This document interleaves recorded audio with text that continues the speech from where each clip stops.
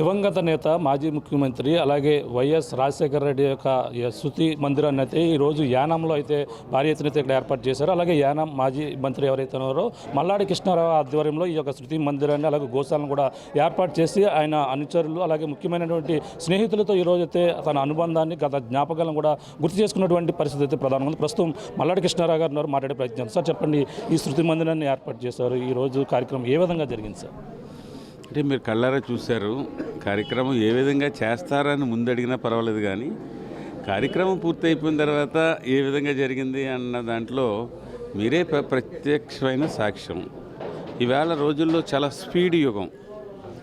ఎవరికన్నా ఒక కార్యక్రమానికి పిలిచినా, ఒక పనికి పిలిచినా టైం చూసుకునే టైం ఒక అరగంట అయిందా, గంట అయిందా, మనం వెళ్ళిపోవాలి అనుకునే టైం. అలాగే ముందు కూడా ప్రజలకు చూస్తుంటే ముందుకి ఇప్పటికీ చాలా తేడా ఉంది. జనాలు ఎప్పుడు కూడా టైం చూసుకోకుండా ఏదన్నా ఒక పిలిపిస్తే వేలాది మంది వచ్చి ఉండేది. ఈవేళ మనం కార్యక్రమాన్ని ప్రేమ ఉంటే ఉండొచ్చు, ఇంట్లో ఉండే టీవీ చూడొచ్చు, లేదంటే సెల్ ఫోన్లో చూడొచ్చు అనుకునే పరిస్థితులు ఈవేళ ఉన్నాయి. అన్న టైంలో కూడా 1:45 బిఫోర్ 2 o'clock నుంచి ఇప్పుడు దగ్గరగా 7 అవుతుంది. 5 hours ఆర్ 5.5 hours ప్రజలు ఉండి కార్యక్రమం చేయడం అన్నది ఇది మామూలుగా. ఒక ఎలక్షన్ మీటింగ్ కండక్ట్ చేస్తే ఆ ఎలక్షన్ మీటింగ్లో ఉండే ఆ స్పీడ్లో కార్యకర్త వేరుగా ఉంటాడు. ఒక చనిపోయిన వ్యక్తిని, రూపాన్ని మర్చిపోయే వ్యక్తిని ఆ కార్యక్రమాల కంటే బాబాసాహెబ్ అంబేద్కర్ని చనిపోతే మనకి రాజ్యాంగాన్ని ఇచ్చిన వ్యక్తిని మర్చిపోతే ఏప్రిల్ 14వ తారీఖునో మొక్కుబడిగా డిసెంబర్ 6వ తారీఖునో ఒక దండేసి వెళ్ళిపోయే రోజులు ఇవన్నీ. కొంతమందికి నేను బాబాసాహెబ్ కంటే నేను ఎక్కువ చదువుకున్నాను, అతనికంటే నేను మేధావులు అనుకునే రోజులు ఇవన్నీ. మనం ఎంత ఇది ఇందులో ఆఫ్టర్ ఆల్ అంటే ఇటువంటి కార్యక్రమాలు మీరు ఏది చూసినా కానీ ఒక కట్టడాలు కట్టినప్పుడు అది గవర్నమెంట్ బిల్డింగ్ అయినా లేదంటే నా బిల్డింగ్ అయినా నేను చేసే కార్యక్రమం అయినా కానీ ఆర్కిటెక్ట్ ఉన్నా కూడా దాంట్లో నేను ఇన్వాల్వ్ అయిపోవాలి. దాన్ని ఏది చేసినా అది బెస్ట్ ఉండాలన్నది నాకు. మనం ప్రధానంగా చేసిన మేలు మర్చిపోయే రోజులు ఇవి. అటువంటిది ఒక స్నేహితుని గుర్తు చేసుకుంటూ ఈ విధంగా శృతి మందిరాన్ని కట్టడానే కాకుండా తన సన్నిహితులను, ఆయనకు సంబంధించిన స్నేహితులు అందరూ ఆయనతో అప్పుడు రాజకీయ భవిష్యత్తు ఎవరిని కూడా వదలలేదు. దీన్ని కూడా ఎన్ని రోజుల నుంచి ఈ కార్యక్రమం పట్టిందండి? అంటే ఈ కార్యక్రమం వైఎస్ఆర్ గారిది చాలా సంవత్సరాల నుంచి నేను మనసులో అనుకునేది.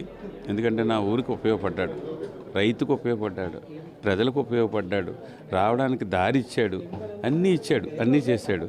చేసే మనిషిని నాకు మొదటిసారిగా ఇందాక చెప్పినట్టుగా ఒక పదవిని ఇస్తే ఆ పదవి మళ్ళీ తర్వాత ఏంటన్నది ప్రూవ్ చేసుకోగలిగాను. వాళ్ళు పదవి ఇవ్వకపోతే ఆ రోజు కానీ తెలుగోడికి ఇస్తే కుదరదని చెప్పి తీసేసి వైఎస్ఆర్ రాకపోతే ఏమోను, నాకు దాని తర్వాత మంత్రి చేసుకుని నాకున్న శక్తిని నేను ప్రూవ్ చేసుకునే అవకాశం నాకు వచ్చుండేది కాదు. అందుకని మనకి ప్రతి మనిషికి కూడా ప్రూవ్ చేసుకోవడానికి అవకాశం వస్తే ఏ లెవెల్లో ఆ లెవెల్లో ప్రతి మనిషి కూడా చేస్తాడు. కానీ మనిషికి తేడా ఉంటుంది అంతే. అందుకని వైఎస్ఆర్ని నేను ఎప్పుడు కూడా ముఖ్యంగా నేను కానీ నా భార్య కానీ ఎప్పుడు కూడా మర్చిపోం. ఎందుకంటే వైఎస్ఆర్కి నాకు ఉన్న బంధాన్ని నేను నా భార్యతో షేర్ చేసుకుంటూ ఉంటాను. ఎందుకంటే అతను చనిపోయినప్పుడు అనేకమైన రాత్రులు నేను అలా హాల్లో కూర్చుని అతను గుర్తు చేసుకుంటూ ఉన్నప్పుడు ఆవిడ నన్ను ఓదార్చిన రోజులు ఉన్నాయి. ఆ విధంగానే ఉంటుంది. నా ఇంట్లోకి వెళ్ళి చూడండి, టీవీ పక్కనే అతని విగ్రహం అలాగే ఉంటుంది. ఎవరెవరు పాల్గొన్నారండి? అలా ముఖ్య అతిథులు ఎవరెవరు పాల్గొన్నారు అంటే వారికి నేను కింద నుంచి అతను సెక్యూరిటీగా ఉండే సూర్యుడు చిన్నోడు అక్కడ నుంచి ప్రాణ స్నేహితుడు కేవీపీ రామచంద్రరావు వరకు మధ్యలో ఉన్న వాళ్ళని పిలిచాను, లాస్ట్ వాడిని పిలిచాను, ఫస్ట్ వాడిని పిలిచాను. అందుకని నాకు కూడా వీళ్ళందరూ వైఎస్ రాజశేఖర రెడ్డి గారికి నాకు ఉండే బంధం ఇందులో ప్రతి ఒక్కరికి తెలుసు. అన్నీ నిజాలే. ఏది కూడా నేను పుస్తకంలో రాసినవి ఏ ఎత్తు ఒక అబద్ధం కానీ ఎక్కడా కూడా ఉండదు. ఎందుకంటే ఒక రాజశేఖర రెడ్డి గారే చనిపోలేదు, అందరూ బతుకున్నారు కదా, ప్రతి ఒక్కరూ బతుకున్నారు. అందుకని ఆ రాజకీయాలు వేరుగా ఉండొచ్చేమో కానీ నేను ఒక మనిషికి ఉపకారం చేయాలనుకున్నప్పుడు వాళ్ళ తప్పుంటే నేను ఇచ్చేస్తాను, కానీ లేకపోతే మనుషులు వదులుకోను. నాకు అప్పుడప్పుడు కోపం వచ్చినప్పుడు మాట అన్నా కానీ మళ్ళీ తర్వాత ఎందుకు మనం లీడర్గా ఉన్నాం, వాళ్ళు చేసిన మాట అనొచ్చు, తప్పు ఉండొచ్చు, మనం సరి చేసుకుని వెళ్ళాలి. అని చెప్పేసి ఉండే భావం. ఆ భావంలో ఈరోజు నాకు మనసు కూడా చాలా తృప్తిని, ఎందుకంటే ఇది ఓకే, నాకు ఉపకారం పడినోడిని, నా ప్రజలకు ఉపయోగపడినోడిని, నా ఊరికి ఉపయోగపడినోడిని నేను లేకపోయినా కానీ ఎవడో కూడా దాన్ని కంటిన్యూ ముందు తీసుకెళ్తాడు. ఇవాళ అంబేద్కర్ విగ్రహాలు పెట్టమన్నాడా? పెట్టలేదు కదా, పెట్టమని చెప్పలేదు కదా. ఇవాళ ఎవడో అంబేద్కర్ విగ్రహం పెట్టో, ఒక అంబేద్కర్ గురించో, లేకపోతే ఒక ఇందిరాగాంధీ గురించో, మహాత్మా గాంధీ గురింటే మనం వారసులుగా మనం ముందుకు తీసుకెళ్తున్నామా లేదా? అలాగే రాబోయే రోజుల్లో కూడా దీన్ని మెయింటైన్ చేసే వారసుడు ఎవడో కూడా వస్తాడు. అలాగే మనం ఇక్కడున్న ఒక సందేశం కూడా ఏంటంటే, ఈ ఊరికి ఉపయోగపడ్డాడు, నేను అతనికి గుడి కట్టాను. మల్లాడి కృష్ణారావు నో మోర్, మల్లాడి కృష్ణారావు లేడన్న తర్వాత ఇది నన్ను ఆదర్శంగా నాకు ఉపయోగపడిన ఆదర్శంగా నేను తీసుకున్నప్పుడు రాబోయే రోజుల్లో నా ప్రజలు నన్ను ఆదర్శంగా తీసుకుంటారా? ఆ విధమైన ఉండాలి. ఉపకారం చేసినోడిని మర్చిపోకుండా ఉండాలి. ఆ విధమైన భావాలు నాయి. మీరన్నట్టుగా ఉపకారం ఆంధ్ర తెలంగాణలో కూడా ఎంతోమంది పొందారు ఆయన ద్వారా. కానీ మీరు సంబంధం లేకుండా ఒక స్నేహితుడు భావంతోనే ఈ విధంగా పొందడాన్ని ఎలా చూడాలి? అంటే అలా కదండి. అంటే ప్రేమ ఉంటేనే మనం కడితేనే మనం ప్రేమించేవాళ్ళు అన్నది కాదు. ఒక్కొక్కరికి ఒక్కొక్క సామర్థ్యం ఉంటుందండి. ఒక డబ్బున్న వాడికి కొన్ని ఉద్దేశాలు తక్కువ ఉంటాయండి. కొన్ని లేనోడికి ఉద్దేశాలు ఎక్కువ ఉంటాయండి. వాడు అమలు చేయలేడు. ఇప్పుడు మనం ఏదో స్మృతి మందిర్ కట్టాం వైఎస్ఆర్కి, మనం ఒక్కరంటే కాదండి, దానికి ఎంతోమంది, కొన్ని వందల వేల మంది వారసులు ఉన్నారు. అతనికి వారసులు ఉన్నవాళ్ళు ఒక్కొక్క మార్గం వాళ్ళు ఎన్నుకుంటారు. ఒక పుస్తకం వేయాలి, అతని పుట్టినరోజుని మనం ఒక పండగగా ఇంట్లో జరుపుకోవాలి, మన ఫ్యామిలీ అంతా జరుపుకోవాలి అనుకునే వాళ్ళది వాళ్ళది. అవి మీ మీడియాలో కానీ పేపర్లో కానీ రాపోవచ్చు. ఇది ఇక్కడ నుంచి ఈ విధంగా చేశాం కాబట్టి మొత్తం చరిత్ర చెప్తుంటుంది. మల్లాడి కృష్ణారావు ఒక ఊరికి ఉపయోగపడినవాడిని, మనిషి లేనప్పుడు ఉన్నప్పుడు ఒక విగ్రహం పెట్టు ఉన్నప్పుడు అంటే అది వేరే మనిషిని మనం కొంచెం బూస్ట్ ఇవ్వడానికైనా అనుకోవచ్చు, లేదనంటే వేరువేరుగా కూడా అనుకోవచ్చు. కాదు, వైఎస్ఆర్ గారు లేరు. కానీ నా ఉద్దేశం పైనుండి నా తమ్ముడు అనుకుంటాడో, నా శిష్యుడు అనుకుంటాడో, అతను సంతోషపడతాడన్నది నాకు సంతోషం. ఇవాళ డిసెంబర్ 21 ఆయన పుట్టినరోజు కాదు, ఆయన యొక్క ఏదైతే ఆయన చనిపోయిన రోజు కాదు. ఈరోజు 21న పెట్టడానికి ప్రధాన కారణం ఏంటంటే, అంటే నేను రాజకీయాల్లోకి, ప్రజా జీవితంలోకి వచ్చి కరెక్ట్గా 36 సంవత్సరాలు పూర్తయిన రోజు. నేను ఇదే రోజు 36 సంవత్సరాల క్రితం ఈరోజు నా కొడుకు పుట్టినరోజులో జున్నూరి హౌస్ అని చెప్పేసి ఇక్కడ ఇప్పుడు కొత్తగా వచ్చిన జిప్మెర హాస్పిటల్కి ఆపోజిట్ ఇల్లు ఉంది.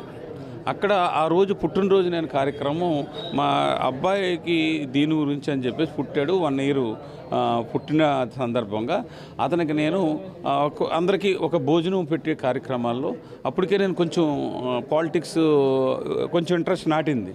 అప్పుడు ఆ మీటింగ్లో చెప్పాను, ఈ రోజు నుంచి రాజకీయంలోకి ఎంటర్ అవుతున్నాను. నాకు 5 సంవత్సరాల క్రితం నాకు అవమానం జరిగింది, ఒక ఎమ్మెల్యే ఇంటి దగ్గర నాకు అవమానం జరిగింది. ఆ అవమానాన్ని నేనేదో వేరుగా తీసుకోకుండా నేనేంటన్నది ప్రూవ్ చేస్తానని అక్కడ మాట అని అందరూ ఒక 40-42 మంది ఉండగా, నువ్వు అనుకుంటే నువ్వు చేయగలవరా అని చెప్పేసి నన్ను ప్రోత్సహించిన తర్వాత నేను రాబోయే రోజుల్లో ప్రజలు మీ సహాయంతో నేను ముందుకు వెళ్తానని చెప్పి మళ్ళా నేను తిరిగి చూడలేదు. ఈ రోజు వరకు నేను వద్దనుకుంటే పదవులు తప్ప నేను కావాలనుకుంటే ఈరోజు కూడా వీళ్ళందరూ ఎమ్మెల్యేగా పోటీ చేయండి అని అంటున్నారు. ఎమ్మెల్యేగా పోటీ చేయకన్నా నాకు పార్లమెంట్లోకి వెళ్ళిపోయేది, లేదంటే అసెంబ్లీకి వెళ్ళిపోయేది నాకు సెకండ్ రూట్ కూడా ఉంది.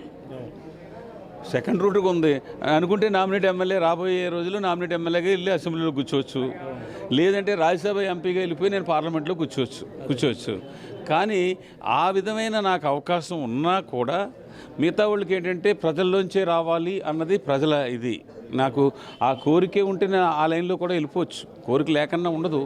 దాన్ని మళ్ళీ ఆల్టర్నేట్ చూసుకుంటే మళ్ళీ ఆ లైన్లోకి వెళ్ళిపోవడానికి కూడా అవకాశాలు ఉంటాయి. నాకేంటంటే ఆల్రెడీ మనం చేసాం, తృప్తిగా ఉంది. ఇంకా మనం ఇప్పుడు కూడా చేస్తూ ఉన్నాం. చేసినప్పుడు తప్పనిసరిగా రాబోయే రోజుల్లో ఫిబ్రవరి నెలలో ఆ నిర్ణయం వస్తుంది. ఎందుకంటే పాండిచేరి రాజకీయాలు అంతా కూడా గజిబిజిగా ఉన్నాయి. దానికి తగ్గట్టుగా మనకు ఒక క్లియర్ కట్ వచ్చిన తర్వాత అప్పుడు మనం వెల్ విషర్స్ని ప్రజల్ని పిలిచి ఏంటి ఇదిగో మీరు అందరూ అనుకున్నారు కానీ నేను ఈ విధంగా చేయలేకపోతున్నాను, లేదా మీరు అందరూ కోరుకుంటూ ఉన్నారు, ఈ విధంగా మనం వెళ్దాం అన్న నిర్ణయం ఫిబ్రవరిలో ఆ రాజకీయం అంతా కూడా పాండిచేరి రాజకీయం ఏ విధంగా ఉంటుందో, స్టెబిలిటీ ఏంటి, ఇప్పుడున్న గవర్నమెంట్ ఇప్పుడున్న పార్టీలన్నీ కూడా కలిసి ఉంటాయా, వేరే వేరే ముక్కలైపోతాయా, వేరే చోటకి వెళ్ళిపోతే మనం ఏం చేయాలి అన్నదంతా ఆలోచన చేసుకుని అప్పుడు నిర్ణయం ఉంటుంది. అదే వేదిక మీద కూడా వాళ్ళు చెప్పుకొచ్చారు. ఆయన ఇప్పటికే పలు సేవా కార్యక్రమాలు చేస్తున్నారు, రాజకీయంగా ఉంటే సేవా కార్యక్రమాలు ఇంకా బాగా చేస్తారని కూడా మీ వచ్చినటువంటి అతిథులు ఎవరు కూడా వారు చెప్పింది 100% కరెక్టు. ఇవాళ కష్టపడిపోయి చిన్న పనికి కూడా నా స్థాయి తగ్గించుకుని చిన్న పనికి కూడా ఆఫీసుల చుట్టూ తిరిగే పరిస్థితి. నేను గతంలో అయితే చాలా వరకు నేను ప్రజాప్రతినిధి దాటిన తర్వాత మంత్రిగా ఉన్నప్పుడు ఆఫీసర్లు నా దగ్గరికి వచ్చి మాట్లాడే పరిస్థితులు ఉంటాయి.